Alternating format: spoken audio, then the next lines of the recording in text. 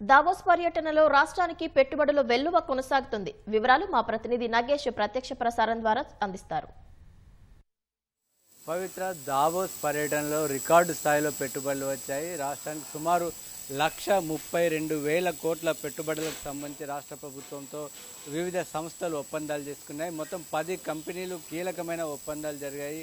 ఈ ఒప్పందాలన్నీ అమలైనట్లయితే రానున్న 2-3 సంవత్సరాల్లో సుమారు 46,000 కొత్త ఉద్యోగాలు రానున్నట్టుగా ప్రభుత్వం ప్రకటించింది. ముఖ్యంగా ఐటీ పరిశ్రమతో పాటు ఐటీ, అదేవిధంగా గ్రీన్ ఎనర్జీ, ఇతర రంగాలకు సంబంధించిన పలు పరిశ్రమతో చర్చలు జరిపారు.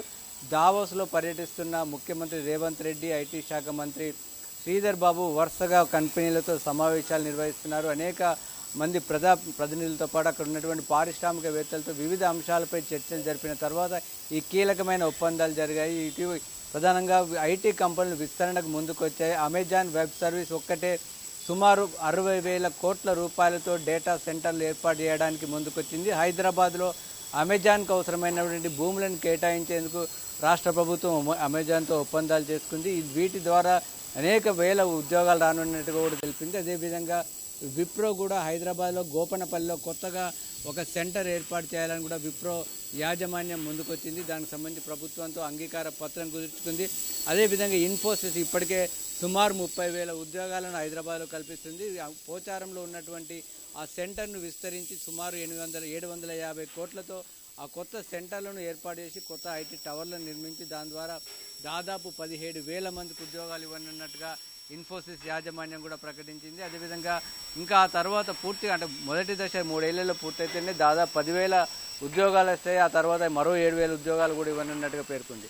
అదేవిధంగా గతంలో 2-3 రోజుల క్రితమే మెగా ఇంజనీరింగ్ కూడా రాష్ట్ర ప్రభుత్వంతో సుమారు 15,000 కోట్లకు సంబంధించి 3 కీలక ప్రాజెక్టులకు ఒప్పందం చేసుకుంది. అదేవిధంగా సన్ పెట్రోకెమికల్స్ మరొక 45,000 కోట్ల రూపాయలకు సంబంధించిన పెట్రోలు, అదేవిధంగా ప్రాజెక్టులకు సంబంధించి ఒప్పందాలు చేసుకుంది. అదేవిధంగా జేఎస్డబ్ల్యూ దాదాపు 800 కోట్ల రూపాయలతో డ్రోన్స్ తయారీ కోసం ఒక కీలకమైన ఒప్పందాలు చేసుకుంది. ఇది కేవలం ఆ పరిశ్రమతో పాటు రాష్ట్రంలో డ్రోన్కి సంబంధించి అదేవిధంగా అధునాతన టెక్నాలజీకి రాష్ట్రంలో కీలకమైన మైలురాయిగా ప్రభుత్వం పేర్కొంటుంది.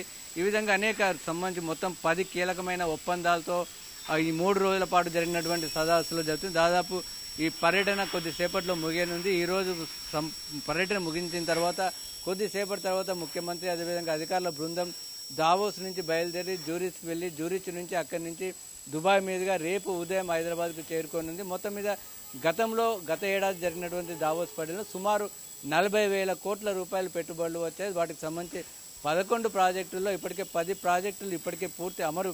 దానికి సంబంధించి వాటి ప్రారంభోత్సవ కార్యక్రమం కూడా జరుగుతున్నట్టుగా తెలుస్తుంది. కాబట్టి ఇవి దాదాపుగా 3 ఇంతలు అంటే 40,000 కోట్లు గత ఏడాది వస్తే ఈసారి 1,32,000 కోట్లు వచ్చాయి. దాదాపు 3 ఇంతలు ఎక్కువగా వచ్చినట్టుగా ప్రభుత్వం చెప్తుంది. అదేవిధంగా కేవలం పెట్టుబడులకే కాకుండా హెచ్సిఎల్ హైదరాబాద్ హైటెక్ సిటీలో కొత్త సెంటర్ని ఏర్పాటు చేస్తుంది. దానికి సంబంధించి దాదాపు నిర్మాణం అంతా కూడా పూర్తయింది.